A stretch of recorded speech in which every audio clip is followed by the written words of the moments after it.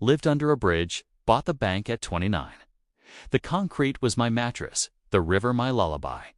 For years, that was my life. Every day, the same routine. Wake up, search for cans, and try to find a meal that didn't come from a dumpster. The worst part wasn't the hunger or the cold. It was the invisibility.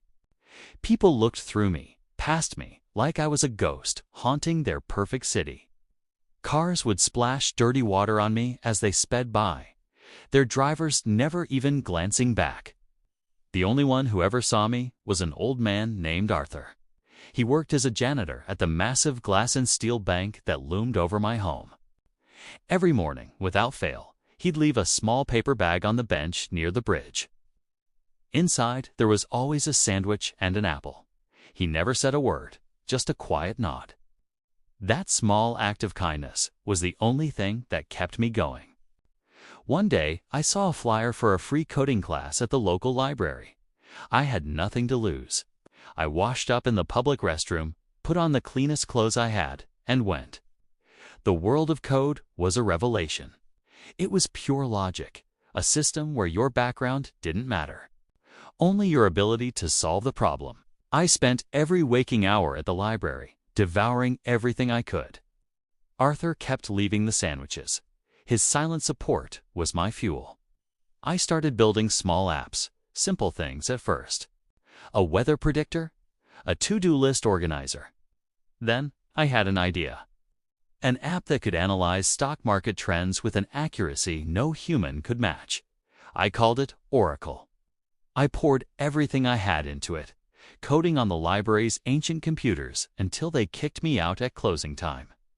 After a year of relentless work, Oracle was ready. I used the library's Wi-Fi to launch it. The first day, nothing. The second day, a few downloads. By the end of the week, it was exploding. People were calling it a revolution in personal finance. The money started coming in. First hundreds, then thousands, then millions.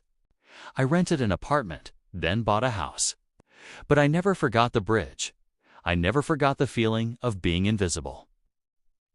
The bank that once towered over me as a symbol of everything I couldn't have was now just another building. One day, I walked into that same bank, not as a ghost, but as a customer. A very important customer. The bank manager, Mr. Thompson, the same man who used to shoo me away from the entrance, greeted me with a wide, fake smile. He didn't recognize me. To him, I was just a suit with a big bank account. I told him I was interested in a major acquisition. His eyes lit up. He led me to the top floor office, the one with the panoramic view of the city, the one that looked directly down on the bridge. We talked numbers. He laid out the bank's financials, completely unaware of who he was speaking to. When the negotiations were done, I said, "There's one more thing." I looked out the window, down at the bridge. I want to keep the janitor, Arthur. And I want to double his salary and give him a full pension. Thompson looked confused. "Arthur, why him?" I just smiled. Let's just say he made a very wise investment a long time ago. The look on his face when I told him my name and where I used to live was something I'll never forget. It was a cocktail of shock, embarrassment, and a dawning horror. I didn't buy the bank for revenge. I bought it as a reminder. A reminder that the person you ignore today could be the one who owns your world tomorrow. And as for Arthur, he's retired now, living comfortably. We have lunch every week. We still don't say much. We don't have to. Some of the most important things in life are understood without a single word. Thanks for watching, and if you enjoyed this story, make sure to follow for more.